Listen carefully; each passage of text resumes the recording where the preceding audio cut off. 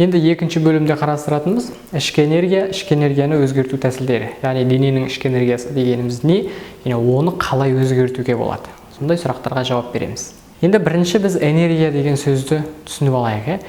Энергия дегеніміз әйтеуір бір түсінікті бір сөз, оны бұрыннан білеміз, энергия деген заттың не екендігін. Енді бір затта энергия бар деп қай кезде айта аламыз? Егер біздің затымыз жұмыс жасай алатын болса, яғни жұмыс жасай алатын зат болса, онда ода энергия бар дейміз. Яғни жұмыс жасай алу қабілеті бар затты энергиясы бар зат деп айтамыз. Ал енді бізге ішкі энергия дегеніміз не екендігін түсіну керек.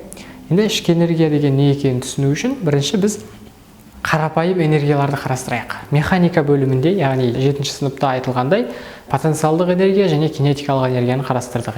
Кинетикалық энергия дегеніміз сонда кез келген мына маркерім болсын, былай қарай мысалы қозғалып бара жатса, бір v жылдамдықпен қозғалса, әйтеуір қозғалып жатыр.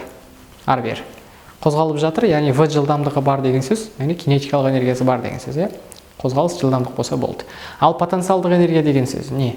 Мен мына маркерді жерден алдым, мына жерге көтеріп ұстап тұрмын. Яғни мынаның потенциалдық энергиясы бар, Бұл неге байланысты шықты? MGH деп формуласын білеміз. Яғни орналасу орнына байланысты пайда болатын энергияны потенциалдық энергия дейміз. Егер біз ғарыштық кеңістікте, яғни салмақсыздық жағдайында ғарыш кемесінің ішінде болып, біз ғарыш кемесінің еденінен маркерді осылай көтеретін болсақ, оның потенциалдық энергиясы бола ма?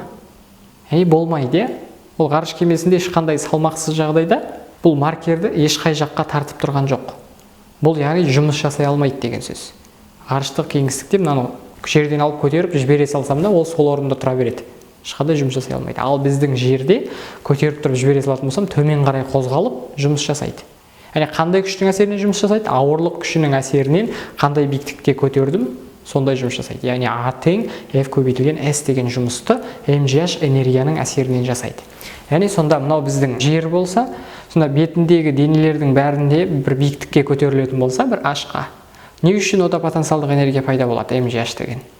Себебі жердің гравитациялық өрісі бар, Гравитациялық өрісінің әсерінен ол төмен қарай бүткіл затты тартып тұр. Сол тартылыс күшінің әсерінен бізде MGH энергия пайда болып тұр. Яғни біз бір затқа MGH энергия беру үшін оны біз жұмыс жасаймыз. Оны бір белгілі бір биіктікке, H биіктікке көтеру үшін біз F ауырлық күшін жеңіп, H жол жүріп, бір A деген жұмыс жасап барып біз MGH энергия береміз. Дәл солай енді денелердің микро қасиеттерін қарастыратын болсақ, ішкі энергия деген не деп? Онда мысалы мынау затымыз болсын, мына заттың ішінде молекулалар бар, Молекулалар бар. Ол молекулалар қозғалып тұрады ары-бері. Сонда олар ары-бері қозғалады. Енді сұйықтар болса қозғалып жүреді, қатты дене болса тербеліп тұрады. Соның жылдамдығы бар, яғни кинетикалық энергиясы бар. Және оның молекулалар бір-біріне әсерлеседі ғой. Молекулалар бір-біріне тартылады, тебіледі. Яғни бір молекуланың өзінің мынандай өрісі бар. Жаңағы жердікіндей тарту, тебу өрістері бар. Сол тартылу, тебілу өрістері бір-біріне әсер етіп, потенциалдық энергиялары пайда болады молекулалар. Сонда ішкі энергия дегеніміз потенциалдық, екеуінің қосындысы ішкі энергияны береді екен ғой. Яғни бүткіл молекулалардың орташа кинетикалық энергиясы, орташа потенциалдық энергиясы біздің ішкі энергиямызды береді. Яғни сонда ішкі энергияның энергиясы ол орташа молекулалардың орташа кинетикалық энергиясы мен молекулалардың бір-бірімен әсерлесу потенциалдық энергиясының суммасы. Яғни сумма деген сөз ол барлығының қосындысы деген сөз, Сонымен ішкі энергияның не екенін осылай түсініп алдық. Енді ішкі энергияны өзгерту тәсілдерін қарастырайық. Яғни денеге қатысты жұмыс істеу немесе дененің жұмыс істеуі, болмаса жылу беру арқылы. Енді біз мына заттың ішкі энергиясын бір U деп алайық, Мына затымыз, маркеріміз жерде жатсын. Ол жердегі ішкі энергия U1 болсын. Ал енді мен бір H биіктікке көтерем, U2 болсын ішкі энергиясы. Сонда U1 мен U2 тең ба?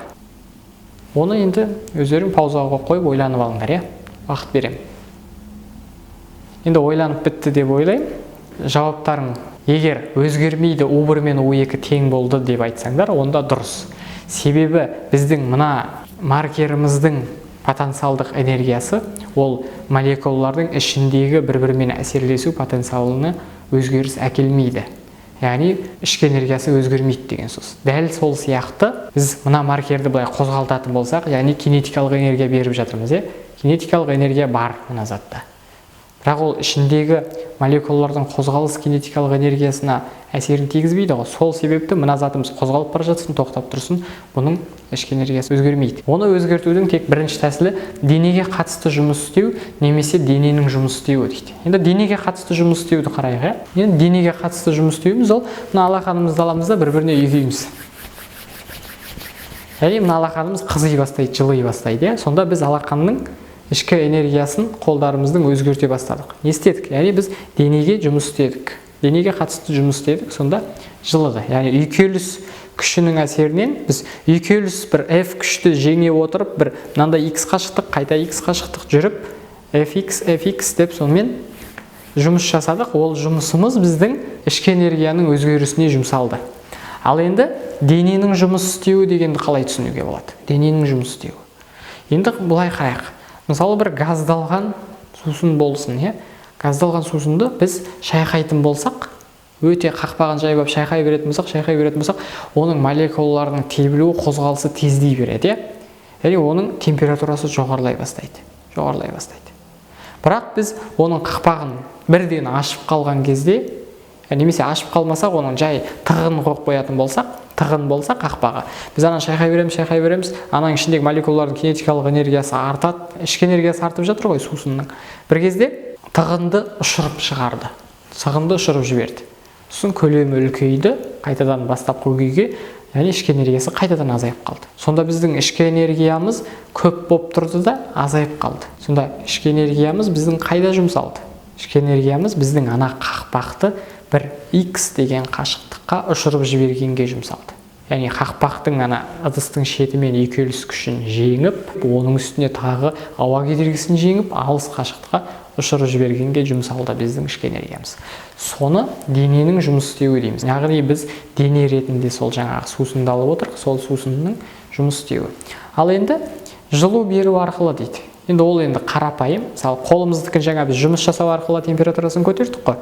Енді біз ондай ешқандай жұмыс жасамай, тек барып бір жылы затты ұстайтын болсақ, онда жылу бізге алақанға беріледі, яғни ішкі энергиямыз өзгереді деген сөз. Немесе керісінше суық затты ұстаймыз, біздікі ішкі энергиямыз азаяды. Жылы зат ұстасақ көбейеді.